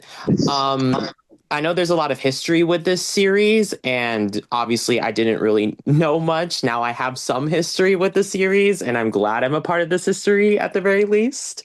And going into the season, like I have never met anyone on that cast before, except Kyler too with an asterisk, but that's it. But I thought it was a very intimidating, like for me, I was intimidated because like Survivor and me are kind of like oil and water sometimes, depending on the cast and everything else. So it was just a pleasant surprise for me to come in and just feel like, you know what, I actually got this in some way, even though I had a lot of adversity in the beginning of the game, you know? And in general, I just felt like there was imposter syndrome for me, which kind of went away because I was able to at least pave my own path. And for the record, this was the first Survivor game that I found my very first idol in, and I never find advantages in. So that's another big core memory for me. And I just think it's special what I have with Prestige now, just as a result of just being able to actually put myself out there and play a game and meet the people on this call, obviously, and some of the other players that I feel like connected to. And I think the experience has been wonderful for me at the very least with Prestige. But yeah.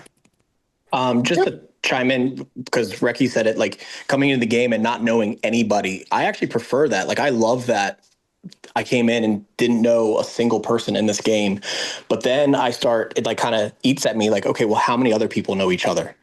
You know, and like I can't help but think about that. But I prefer to play a game where I know absolutely nobody, because it just allows me to just be myself and not have to worry about, you know, playing with friends is sometimes tough because I'm going to play the game no matter what. And then how is that going to change things? I don't know. It gets at me. So I like being the fresh face and nobody knows me and go from there. I like that as well, because they don't know your strengths, but they also don't know your weaknesses. Yeah. Right. Yeah. Hayden, how was your experience? Obviously, I would assume pretty good given that you won, but who's to say? Well, this isn't even glazed because I'm on the podcast. Like the season I played is my favorite season of an org I've ever played. But like I very much enjoy, as has been stated, like playing with people I don't know. Because I didn't know a soul. The only people in this server I knew was like a couple people on production that have all beaten me in another org. And then someone who played Normandy. I think he played Normandy. Was Carter on Normandy? Carter, yes. Carter was on. Yep. Yeah, that was the only other person I knew in the whole server. So I was like, all right, bet. Let me just like hop into the season. My gameplay isn't limited at all because people don't know how I play. And obviously I took advantage of that. Because even when people started to clock me at Merge, I just played differently. Like just completely switched up the strategy. And I feel like that was kind of an advantage of nobody knowing me because it allows me to have that element of unpredictability. Bro, I was trying to get you out from like final 9 to the end, no matter what. And what did you not do? It was so unsuccessful. It's crazy. Dude, because my strategy was like low-key just like, I was obviously a threat, but then I'd be like, wait, but guys, look over there. Like Jacob's still in, Nora's still in. Wait, but guys, Justin's actually been playing the same game, but like I was his shield, so obviously we got to get him out. Dude, I was screaming just like, how is Hayden surviving? I think I just used your parchment multiple times. And even at the end when Astrid was like, I think I'm going to take Hayden to final 2 if I win. I'm like, are you fucking kidding me? Like, what are you guys not seeing right now? Like, I was that probably was the most mind blowing moment for me in the season was when she told me that. But still, I was like, guys, why is Hayden still around? Like, I loved you. I loved talking to you, dude. You were great. But like, I knew what needed to be done and just couldn't get it done. Dude, I don't even have like a social mist. I have like a strategic mist, and I don't even know why. I think you're like not to glaze you. I think you're like truly like an incredible strategic. Hey, don't knock your social. Like, I think you're like a chill guy. I truly like was like, how the hell, especially coming back from like being injured and then like taking a break for a week and then coming out and be like, no fucking shot, Hayden's still there. Like, it was like the most incredible thing. It was like the easiest vote of my life. And it's also like, y'all kept me even though I was the only person who ever showed the ability to beat Astrid in an immunity. Exactly. Hey, I mean, that more of a reason to keep you, I guess. Shit, I guess, bro. I guess. There was a time when that was a thought was like keeping you so she couldn't comp out. But then when it got clear that she probably wasn't going to win and would be good to sit next to at the end, it was like, okay, well, I don't want to vote her out now. Like, let her comp out. Like, that's what I'm kind of hoping for, actually. Like, I was praying she would comp out and make the right decision, but that didn't happen. What was that point for you guys? When did you guys realize you're like, okay, like, maybe Astrid, like, I know from like final, like Reki and I think we weren't going to vote Astrid unless it was like Astrid and Vince. Yeah. Dude, for me, like, I don't think I ever wanted to vote Astrid out because even like pre-merge, I think Astrid, due to how like she is a calculated player, but she's so calculated to where she's like predictable. And exactly. I could tell nobody respected her socially. So it's like, even though personally, I actually loved Astrid socially more than like maybe half of the merge cast. Yeah. Like, but I was like one of the few. So I was like, okay, let me just keep her around. Like at some point, probably final 8-ish, I was like, yeah, Astrid's going to final 2 with me. Yeah, and like I think for me, I didn't get a chance to meet her pre-merge. So I talked to her a little bit because I guess we had like that portion where we could talk to everybody. And so I actually enjoyed talking to her at that part and thought that she would be a good ally. But then I didn't get a chance to talk to her again until merge. And I would say a couple rounds into merge, I was like, okay, I don't think she's a threat to win the game. Yes, she's really good at challenges, and that's annoying because I want to win. But also, if I can just be in with her and hopefully ride that wave to the end, I think that's a good winning strategy as well. So I don't know exactly when, but it was a couple rounds after merge, I'd say. Yeah. Okay. Hayden, question for you. What do you think ultimately tipped the scales in your favor at the final tribal council? Like specific, like prior to it, or like at final tribal council? What do you think that like going into it in the final 2? Why do you think that you ultimately were the one that won unanimously? What do you think you did that Astrid didn't do? What do you think that you did right? That sort of thing. Okay, well, like obviously, first and foremost, I think most people would just admit, socially speaking, I was better than her because like I low-key was just chill, and people like that.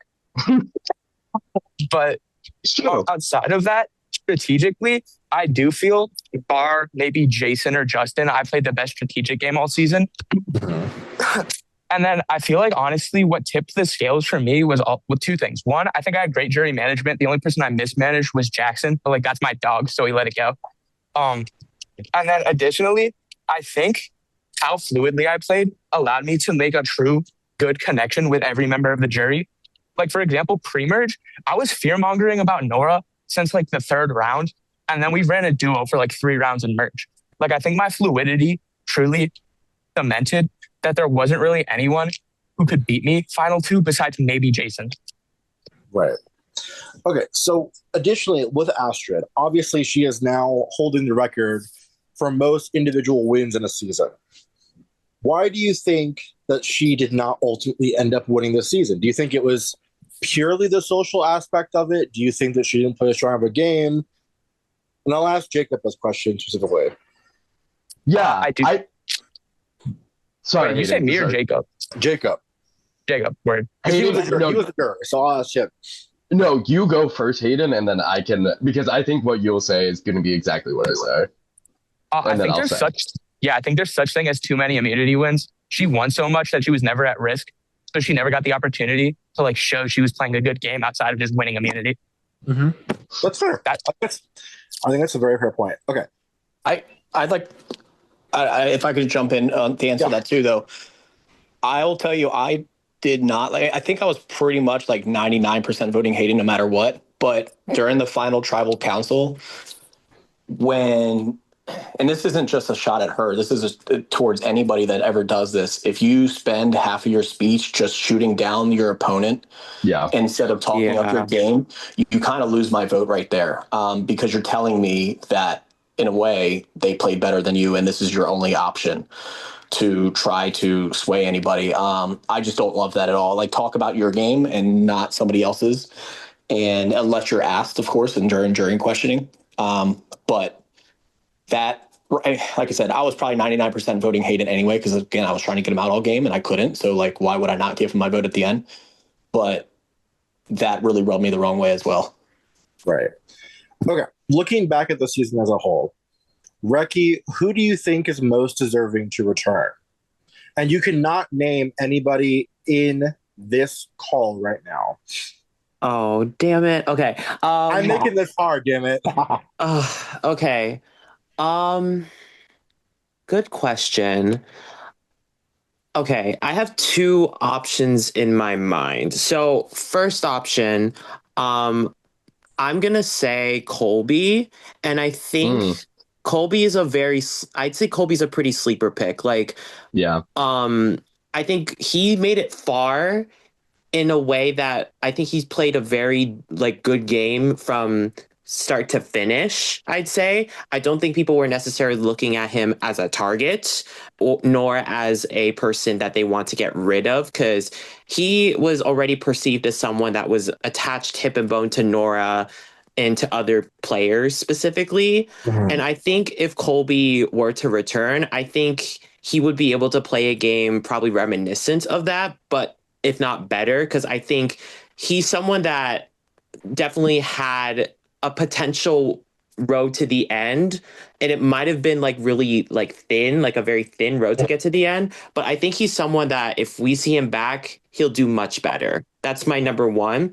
My number two, I would say, as much I would love to see her back, but obviously I don't think she's coming back given her circumstances now. But I would love to see Nora come back, because she was a big powerhouse in that game.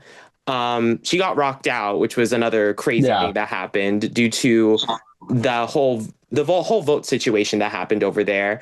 And I think if she came back, like, I think she's going to add a lot to a season she returns to. She's really social. She's really fun to talk to. And also, I think she's someone that comes off as a very strong player. And I think having her come back, like, she's going to make a big impact. And I'd want to see those two back for sure. Okay. Honestly, wait, can I answer that too? Rapid fire answer. Oh my God, please. Rapid fire answer. Oh my God. I think definitely Nora. Colby, reminds me of Brody from the Black Forest. And honestly, Astrid, because she kind of reminds me of like Stephanie LaGrossa. I don't know why. It's just like you did. It's just such a notable character. But I can go more into Astrid a bit later too, because I think of Astrid very fondly now post the season. Actually, wait, can I hop in as well? This will be very quick. Mm-hmm. This I think you guys should give Jackson a second chance. Because like postseason, me and Jackson have gotten very close as well as during the season. Mm-hmm. I spec pretty much every game he plays. This dude, since Prestige, has improved so much. And really? I've been given a second I actually just hosted him. He got 6th place and he got like half of the award, bro. He's like actually a beast now. Like, he can be a very good social player. You guys should consider giving like a second chance type season. Let's run it back. Run it back. Finally, Jason S., who would you bring back? I I definitely think Nora. Like she's the number one choice for me to come back. That's not on this call. But actually, you know what? I can't remember who just said it, but Astrid would be very interesting because I would love to see what she does different because I do think she has the ability to be more social, and with her challenge ability, like I just would like to see if she would do things and approach to the game a little differently. And so it would be very interesting for me to see that, and that's what I would look out for. All right. Okay. This I love next how question. Jacob and Hayden just jump in, thinking we were going to ask them. Like, yeah, no, we were going to ask all Marcus that question anyway. I was like, yes, please jump in. Okay. Okay. So the next question, it's rapid fire. I don't want any explanation because it's a funny question. Okay. Out of the merge group, I'm going to say the merge group entirely. So, out of the merge group, if we're being honest, who do you think is least likely to deserve another chance? You cannot give any explanation. You just have to say a name. We're rapid firing this bitch. Jacob, of the merge group, who does not deserve another chance? Miles. Okay. Oh, okay. Jason S. Miles. Reki. Miles. Hayden. Wait, you said who doesn't deserve a second chance? Correct. Yes. Myself. All right. Oh, well, there you have it. You know what? Y'all said he's so congenial. He's so congenial. Fuck you, Hayden. You won the seat. Okay. Hayden gave I don't need a second chance. Hayden said, I don't need another chance for what? I already won. He's so congenial. But you know what? And I take it back now because I'm like, Miles could be better. I think Miles with age will genuinely mellow out and become a great player. I really do think he'll be like me. He'll be like me. Yeah, I think so too. So I would be intrigued. Okay. This question is the last one I'm going to ask. Then I'll give it back to Jason after that. What is your biggest takeaway from Below the Bayou? And I'll start with Reki on this question. Okay. For me, I'd say, well, this is for the jokes. Don't get swap screwed. Or don't have advantages fall in the wrong person's hands. But if we're being serious though, because obviously I had really bad adversity there, I'd say for me, like, be very purposeful and very careful with your choices, because the way my round went, like I literally went to Justin and was like, so we should definitely have our group together. And the irony of that was when they were doing the picks, we picked the person that had the idol. and I also was really close to winning immunity. So like, honestly, just be very mindful. Like for me, I'd say be very mindful of picks and how you maneuver through the merge. I know I was in a really big, like, I basically am cooked as a big threat because people saw me survive almost impossible odds of being swap screwed, basically. So I guess for me, it's just choose wisely, or choose your battles and choose your paths wisely, because sometimes they may come back to bite you, even if it's in a very unlucky way. Okay. Jacob. Yeah. I think for myself, and honestly, this ties into Jason S. and what he has to say. I think for myself, it's what I always knew. Social game triumphs all. I think for myself, a couple things. I think like how I can improve as a player, and then kind of like the life message that leaves me. I think the strategic part of it is social game triumphs all. I think my faults in the game is how I treated people socially. I rubbed Astrid the wrong way. I didn't really talk strategically with Jason and Colby, thus resulted in my detriment and thus my vote out. Or to my belief, I think Jason can speak more on that. And it's like, I really wish that like I just talked more game with them, because I think, and I treated like, Vince, maybe you just got to navigate Vince such a fine line socially. And same thing with Astrid, but like, I wish I was a little bit more open with Astrid. But there were circumstances that like made me not do that, just because of like her connection to like not Jackson, but like to other people made me nervous. But to like have the ability to be like, I do trust you. Here's what I'm saying. and navigating that a little bit more consciously moving forward about information, and then letting the game thus go, because I do think you should be more open to people and more willing to talk, because especially towards that end I was like not talking shit, or like not talking a lot, honestly. But my life message is like, yeah, like I truly understand why people get so close and like mean Survivor so much. Like I truly like do like Justin's like a great friend of mine. Like, and then like I do value so much like in like Reki and Hayden. Like Hayden's, both of these guys are incredible. Even Jason, like that's like incredible and a testament to their character as a person outside of here, but also like in the game. Like you guys have like such like savvy minds. Yeah. All right, that was very pleasant. Jason, take away from this season. Yeah, so I will touch base on what Jacob just said a little bit. Kind of it was weird because he talked about, how him and I didn't really talk a lot strategically, and I 100% picked up on that, because it felt like when Reki was in the game, Reki would tell me how much he loved Jacob and how much him and Jacob talked, and it was like, oh, Yeah, I'm not getting that same thing. So what's going on?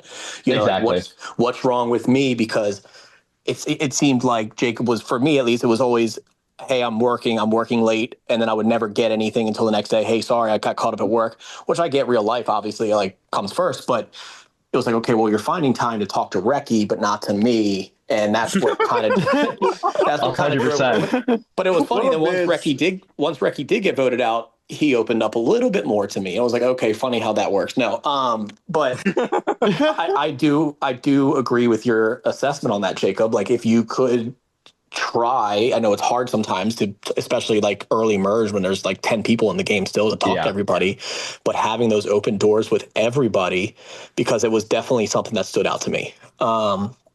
As far as like what my takeaway is, something I've already touched on a little bit with, you can always be flexible in these games. Just because you don't feel like you're starting off on the right foot doesn't mean you can't change your game. And I do feel like I was saying that a little bit in my confessional of like, I just need to make it to merge. I just need to make it to merge, and I can change up everything, but I just need to get there. But and Hayden's touched on it, just the fluidity of things, just trying to be adaptable and flexible no matter what your situation is my biggest takeaway, because I truly did not feel like I was going to make a deep run in this game at the start. And being able to be flexible and adaptable to my situation as it went on, and just kind of relinquish a little bit of power at times just to further myself, I think truly helped out in the long run. Yeah. And finally, Hayden, takeaway of the season. Dude, low-key, this is going to be like corny generic one, but like just have fun, bro. Because I feel like when you go into an org and your mindset is I'm going to win, and not like, oh, I want to meet new people, have some fun, and maybe along the way I'll play a good game and win. Like it's really easy to clock when someone's overly invested in just the game aspect, and I don't think people tend to enjoy working with those people. Or at least on my end, if I can tell someone's just like only here to try to win, like I don't really want to talk to them or work with them. So I feel like it's important to approach with the mindset of like, hey, I want to meet new people. I want to have fun. I'm going to be myself. And then the strategy comes later. Like, I feel like that's the best way to attack the game. Yeah, absolutely. All right. All great answers and all thoughtful answers. Thank you all. Jason from production, take it away with more T-Specs questions. Yeah, we have just a few T-Spec questions because we've kind of weaved them into others throughout this. But this one is for Jacob, from Jacob the Amazon. These are his words. Thank you for slaying on behalf of our good name. Who here gives Jacob below the bayou vibes on the Samoan Islands? On Samoan Islands? I'm like, none of them. They all suck. The limit does not exist. Nah, I think Jacob was. I mean, I feel like for myself, it's just like very like, I don't know, outgoing and very like out there person. And honestly, Yeah, I mean, I guess like the best person that would fit that would be like Dylan, I guess. But I would also think of myself Let's very be real, highly. it's AJ. Yeah, yeah, I'm like, yeah, it's probably AJ. Don't give Dylan that burden. I was like, I think of myself way too highly, and it's probably going to be like someone who's already left. So probably like Julian. And is there anybody do you think is giving Jacob the Amazon vibe? So Jacob, the Amazon vibe, I would say is definitely like a little bit more level-headed and definitely a game player. So maybe like a Dalen, maybe like a yeah, maybe a Dalen. I mean, doesn't say I can't see Dalen CS, but based on his game, I think maybe something like that, or Benji potentially. This kind of like this conversation today has made me more positive on Benji's game. Low key, I didn't even kind of clock it before, and so yeah, definitely maybe a Benji. They got their hat in the ring, and I definitely thought Jacob in the Amazon definitely had them. I like it. This one's for Reki from Miles below the Bayou. What was your favorite part of playing below the Bayou, and what made it so fun? Okay.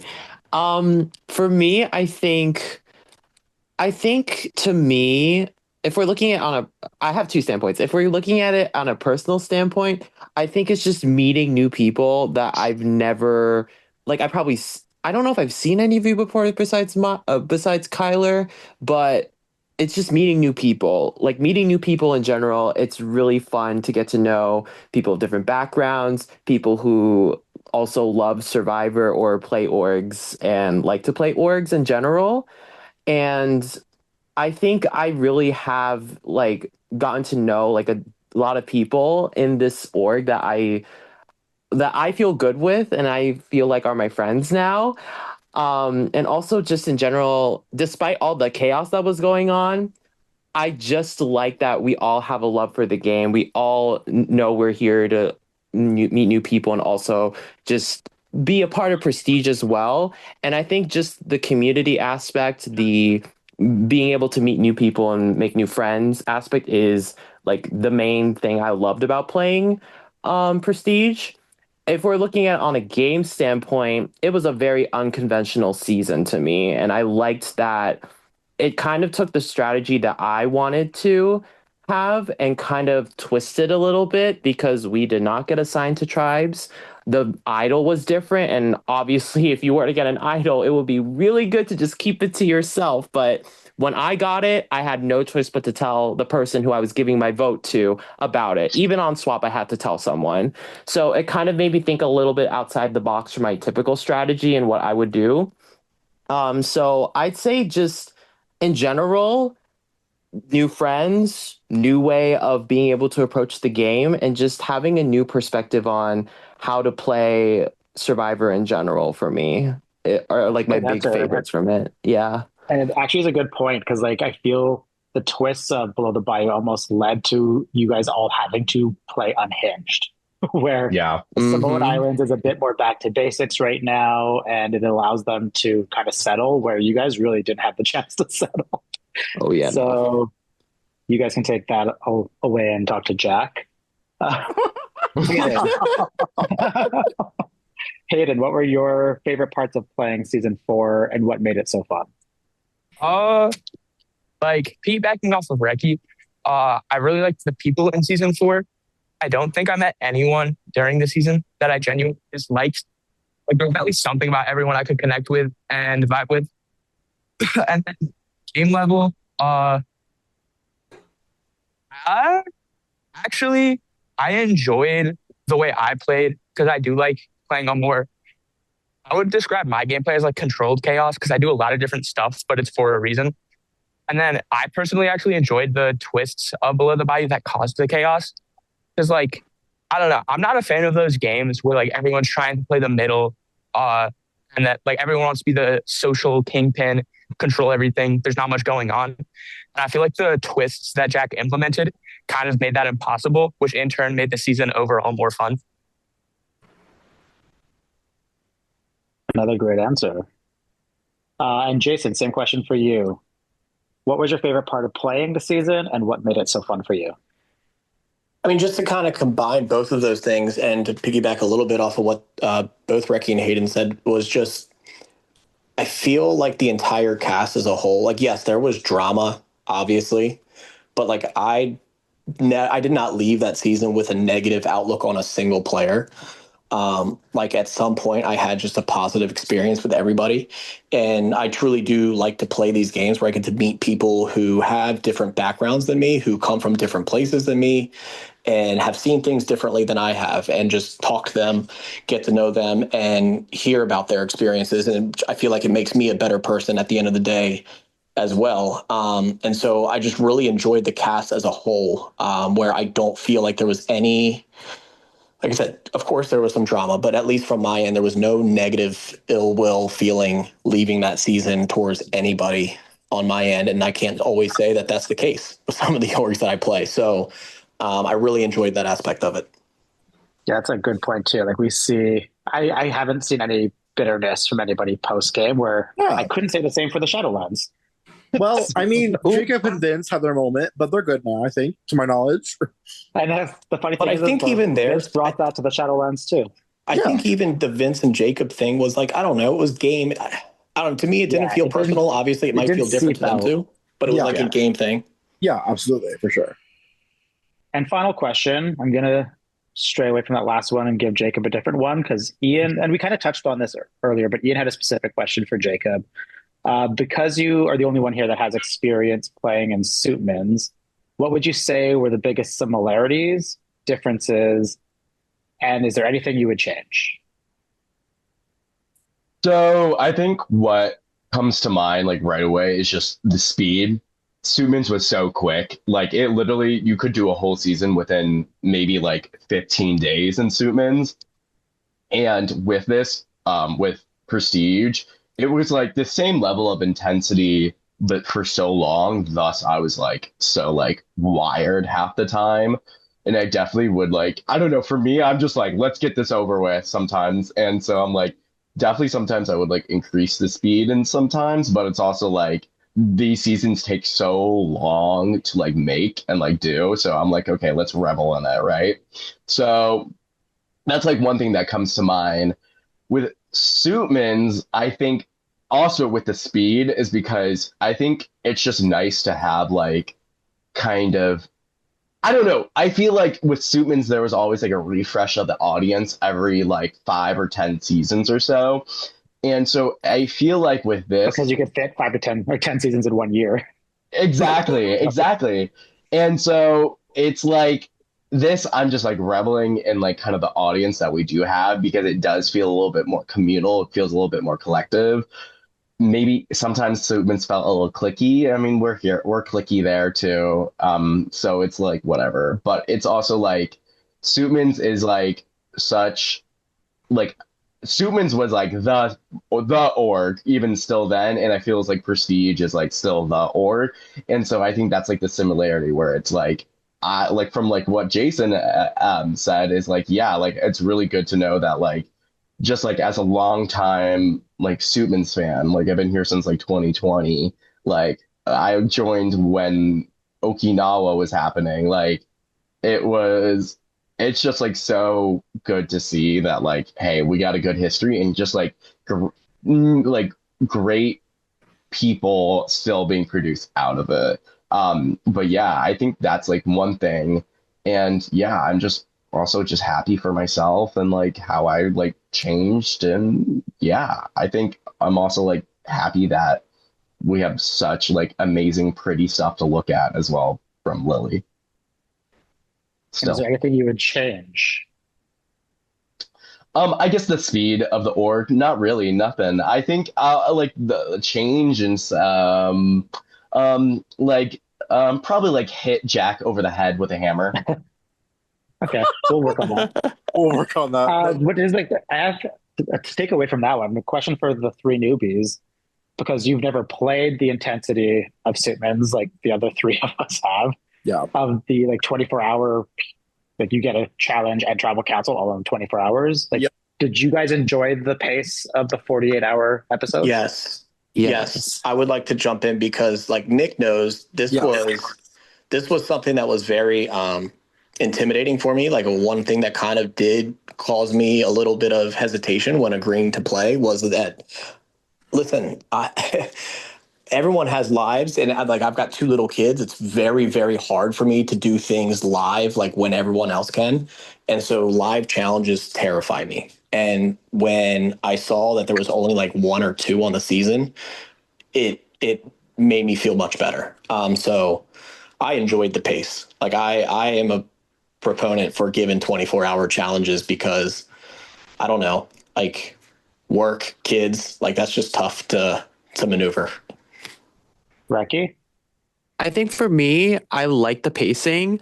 I'm pretty used to the pacing of like 48 hours across like multiple orgs that kind of operate under that. So I think the pacing is something that I'm like really used to. And also, I think it was very manageable too, because like I was literally starting out a job during that time and going to transition into that while still being in the game was like a really big, massive curve for me, because then I'd have to like keep in mind that factor while I was socializing and then doing challenges at the same time. So I think it was a very manageable pace and it made for a very enjoyable ride for me in the season. Awesome. And Hayden? So like I first started playing orgs in like 2021. Like I heard about Suitman, but like I heard about the pace as well. So I never even joined the server. Like straight up, I don't think I would ever play that style of org.